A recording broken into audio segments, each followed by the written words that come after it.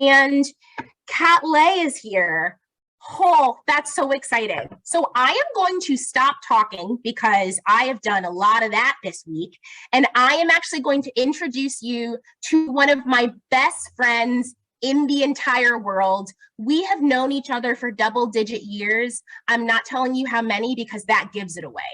So I'm going to turn this day over to my best friend, Jen Billingsley, who works at the Russell Library and was on the the Children's Book Selection Committee. Y'all, I've been nervous about this all day. Who is going to introduce Kat to you all. And thank you again for coming. I'll be in the chat. I'm tired of talking. Hello, I will take over from here. What a beautiful, glorious introduction. That was incredible. So hello, it's so great to see such an incredible group of Connecticut folks getting ready to launch this program. Serving on the selection committee was super fun, and I'm super excited to see that we see what everybody else does with it. And I'm super excited to work with the young people at my library because I am thrilled that Snapdragon is our selection for this because I'm the person that suggested it to our selection committee. So one of my favorite books of the year, one of my favorite books of this, I'd say like the 2020s. Like I really adored this book and I'm so thrilled to get to introduce this author. So Kat Leyh is a Chicago-based writer and artist. So I'd say previous to this book, she was best known as the co-writer and a cover artist for Lumberjanes, which is a series I also adore. As a camp kid, it speaks to me, and a theater kid and a nerd of all levels. And also for her queer superhero comic on the web, which is Super Cakes. So she's worked as a cover artist, a backup writer for a bunch of Boom Studio series, but it's for Second Press, which I think Snapdragon is for. So without further ado, Kat, please, it's like an honor. I'm super Twitter-pated to be speaking to you right now. Hello. Hello, thank you. Thank you so much for that introduction and for having me here. I'm super excited to talk about comics as always. So as Jen said, I am the writer and artist for the graphic novel Snapdragon and the other things that you mentioned. So Snapdragon is this story about a pretty serious young girl who goes to bravely confront her town's local witch because she thinks that she might have had something to do with her missing dog, and ends up forming this unlikely partnership and friendship with her and helping her with her work, which is collecting roadkill and then putting the skeletons back together and selling those skeletons online. And as Snap gets to know Jax, the old woman, she learns that there may be more to this witch rumor than she previously thought. And then she also has more to do with Snap's own family's history than she would have expected. I'm also one of the writers, artists, cover artists for Lumberjanes, as Jen also mentioned, which is a super fun monthly series about a group of girls who go to summer camp in the woods, where there are a lot of strange creatures and monsters, and it's all about the adventures that they go on and the shenanigans that they get up to. I'm going to kick things off and just start at the beginning. I'm going to talk about how I got started. A little later, I'm going to talk about my creative process, both writing and drawing, and then leave plenty of time for questions because I want to address everything that you guys want to talk about and are interested in. So how I got started doing this cool job that I have now that I love was through drawing. And I started drawing just like everybody else when I was a kid. And I just never stopped. It was always something that I loved to do. And I just kept doing it as I got older. And eventually I decided to go to art school for it. I became an illustration major, but I was also really passionate about animation.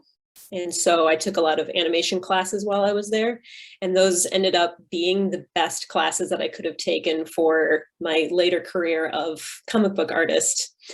Because when I was in college, I wasn't really thinking about comics. I wasn't considering drawing them or anything. I hadn't read comics up until high school. I just didn't have access to them. I'd never seen them at any bookstores or anywhere else. And so they weren't really on my radar. But once I discovered like web comics and manga, like Naruto and One Piece, I just started devouring comics. I loved them. And those were the only ones I could really find. And then later I found just the whole world of comics, and I love all sorts of different books. But when I was starting, I didn't really know anything about them.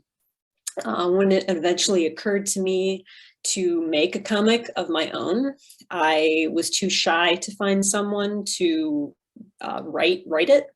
So I decided to write it myself. And I started by thinking of something that I would really like to draw, and just sort of went from there. And it turned out that I loved it, and I really enjoyed doing it. And one of the things about it that's different from animation, which I was also very passionate about, still am, is that you can tell a complete story all on your own, which I thought was really cool. So I started by drawing short comics, so like 3, 6, 12-page comics that I posted online. A lot of those were the Super Cakes series that I did, which was a little superhero story, slice of life story that I posted on Tumblr. And eventually I got my first paid job doing an Adventure Time short for Boom Studios, because my editor had seen my work online.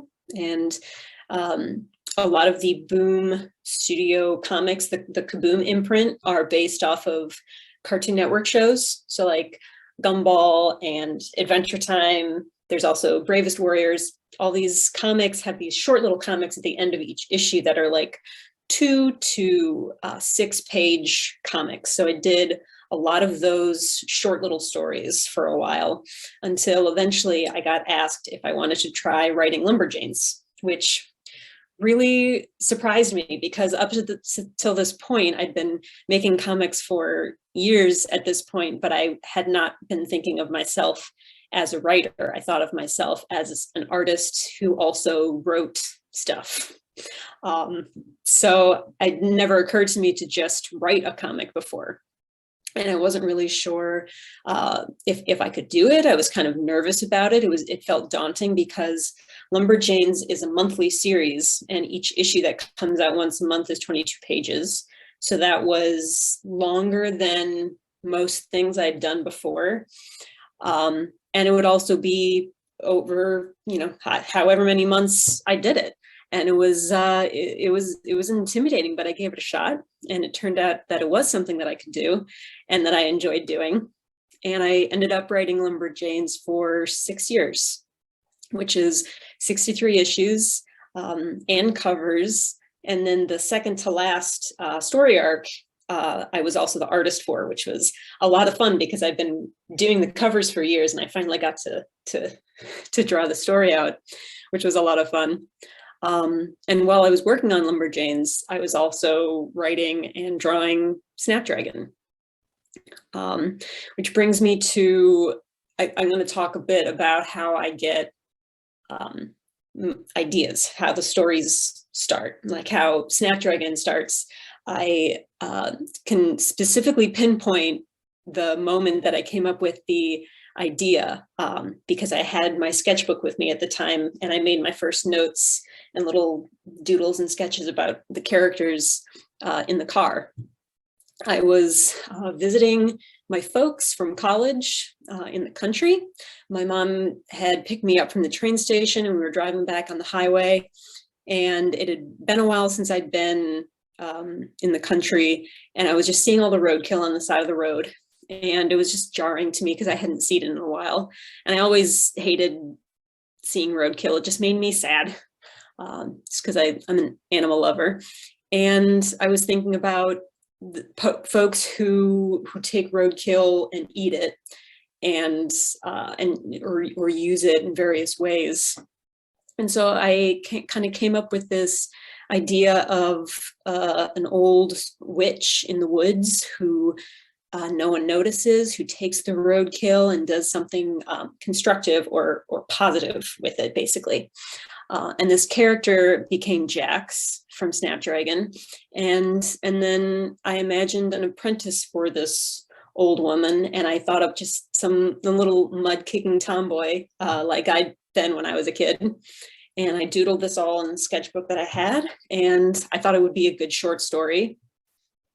And later, I was at a convention, and someone asked me if I had any graphic novel ideas. And I went through sort of the list in my head, and I thought, oh, Roadkill Witch, which is what I was calling it at the time. It kind of just jumped out at me, and I was like, yeah, I think I could do something with this. So I fleshed out the characters and gave it a longer story, and pitched it to First Second, and they also liked it. And from there, it was up to me to write and draw it. A pitch, you need to have a synopsis, beginning, middle, end, and some sequential pages. So I had about 10 pages or so. And the whole story that I had ended up changing from the pitch to the final version, changing for the better, I think. But that was the first draft. There are other times when I'm trying to come up with an idea where I'll just start with something that I want to draw. The very first webcomic or a comic that I ever did that I put on the web was called Bird Witch. And I drew it because I really loved witches. Kiki's Delivery Service was one of my favorite movies. Loved that movie. And I really like to draw birds. So I just kind of went from there. I started with a witch looking at birds, and it turned into a whole comic. And yeah, so sometimes you just start with something that you really like to draw. It makes it really easier that way. It's pretty frustrating when you have a story to draw where you don't like drawing the subject matter, such as I would never probably do a sci-fi story because I don't want to draw a spaceship. Same thing with a road trip story. I don't like drawing cars, so I'll probably never do a story like that. But at the same time, you also have to challenge yourself and kind of push yourself. But it's always good to give yourself like a little treat of something that you really like to draw in there. And speaking of drawing, I'll mention that I work 100% digitally. That is, I use a drawing tablet and drawing software on my computer for every stage of my process, the roughs, the lines, the color, all that. A Cintiq tablet and Photoshop specifically is what I use. And there's pros and cons to drawing digitally or traditionally, or a combination of the two. The thing that I like about it is that it's very forgiving. I have a lot of flexibility with it. I can resize things really easily and just move things around a lot easier than traditionally. And with projects that I write and draw, like Snapdragon, I always start actually with drawing. I start with character sketches, doodles. I'll usually have a few scenes in my head that I have pretty figured out. And so I'll start with thumbnails, just really tiny little boxes of all the pages that I'm going to have. And then I just start doodling and sketching and making notes over all these thumbnails. It usually only makes any sense to me because it's super rough, but I'll know what that little squiggle in the corner means. And that step's basically all about pacing, which is the speed at which the story goes. So I'll always have a few scenes in my head that I know I need, so I'll start there, and then start putting it together like a puzzle. I'll figure out what needs to happen to connect these scenes, and they'll kind of grow from there. And then I can also figure out what order I want the scenes to go in. It doesn't always, I don't always write it linearly. So sometimes I'll move one scene over there and one scene over there, whatever I think suits the story best. Sometimes I'll have completed art pages because I know exactly what something's going to look like, but I don't have other scenes fully written yet. That usually happens. It's a little risky, but that is how I do it. And once I start tightening up the art, I have a couple of guidelines that I like to keep in mind for figuring out page layouts. One is called the page turn, which it just refers to basically the last panel on a 2-page spread should have something that makes the reader want to turn the page. It'll have a word bubble from someone off panel speaking. We don't know who said that, or a loud noise, or just something, a character gasping, something that entices the reader to keep turning. That's why sometimes you pick up a comic book and you don't put it down until the very end, because some writers are very good at page turns. There's also something called the foot rule, which is that on every page there should be at least one panel with a foot in it. And what that basically means is you want some variation in what you're looking at. A lot of people want to, or a lot of people will start just by drawing talking heads. So like kind of a close-up shot of someone's face and their dialogue, and that'll be the whole page, which is fine sometimes, but it can be a little boring if that's all it is. So the foot rule is just to remind you to, keep some variation, show the character's whole body, show some of the environment, show an inanimate object, whatever suits the story. I also have in the back of Snapdragon, I included part of my drawing process, which you can kind of see, but it starts really, really rough. And I'm just blocking out what characters are going to be where, and kind of the angle that you're seeing the character at, and that sort of thing. And then once I have that, I tighten it up, and I'll do the line work, and then add the flat colors. And then the last page is where I add all the effects of the lighting and the shadow and the time of day, which can all affect the mood of a page. So we have a couple of questions I wanted to see. So it was kind of linked to this. So for when you say you're drawing, you draw digitally, you do it all on a computer. Yeah. So do you find that you get distracted when you're doing that, or do you turn everything off so you can stay focused when you're in work mode, or is it? It's an interesting question. I haven't really thought about it, but I do take a lot of little micro breaks when I'm drawing sometimes, but most of the time I will put on music or a podcast, and that'll help me really just like focus. But I know basically how much work I have to get done in a day, and as long as I do it, then I'm okay taking breaks when I need them. But that is kind of part of it, is you have the internet right there on the same screen that you're drawing on. It's very, very tempting, but I suppose it's a certain amount of self-discipline that you either have or need to develop if you're using the computer. Good to know. Do you so when you hit a wall or run out of energy, what do you do to recharge your inspiration?